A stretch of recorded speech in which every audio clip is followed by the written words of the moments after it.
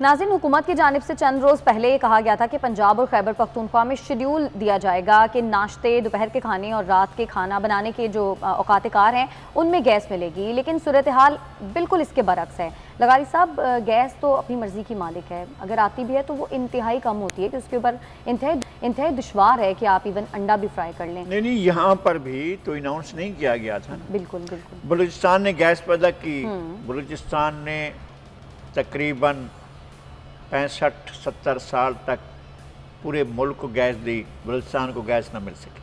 Sindh gas दे रहा है, सिंध को गैस नहीं मिल रही है। पंजाब में इन्होंने नागा करने को कहा है, खैबर पख्तूनख्वा में नागा करने को कहा है। ये इनकी नाअहली है, मिसमैनेजमेंट है, जो ये मैनेज नहीं कर सके।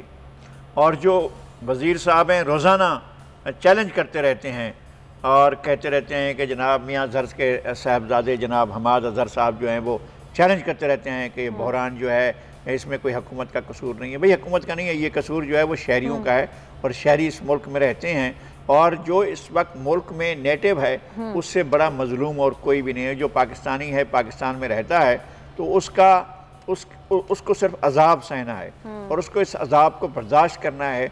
और ये जो हमारे हुक्मरान हैं उनको तालिबान से बड़ी हमदर्दी होती है, उनके साथ मुज़ाकरात भी करने होते हैं, बातें भी करनी होती हैं, उनको खाने भी खिलाने होते हैं। उनको वो आकर कहें कि हमने बच्चे मार दिए और वो इनको पकड़ पकड़ कर इनको मिठाइयाँ खिलाते रहें, तो ये एक तरफ है। लेकिन ये जो पाकिस्तान में बंदे रहते हैं, लोग रहते हैं, इनके साथ उन्हें कोई हमदर्दी नहीं है।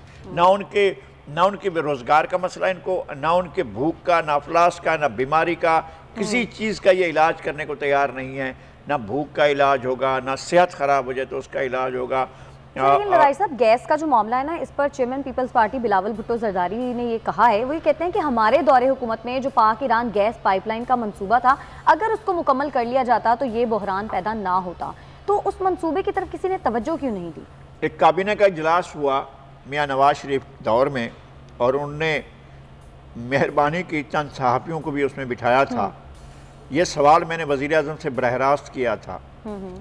मैंने कहा कि इंडिया का और ईरान का ट्रेड वॉल्यूम इतना है, इंडिया का और ईरान का उस वक्त का बता रहा हूँ कि $20 बिलियन से ज़्यादा था जो ट्रेड वॉल्यूम था, और पाकिस्तान का 500 मिलियन भी नहीं है भाई, यानी 50 करोड़ भी नहीं है, और उनका 20 अरब का ट्रेड है ईरान का और इंडिया का।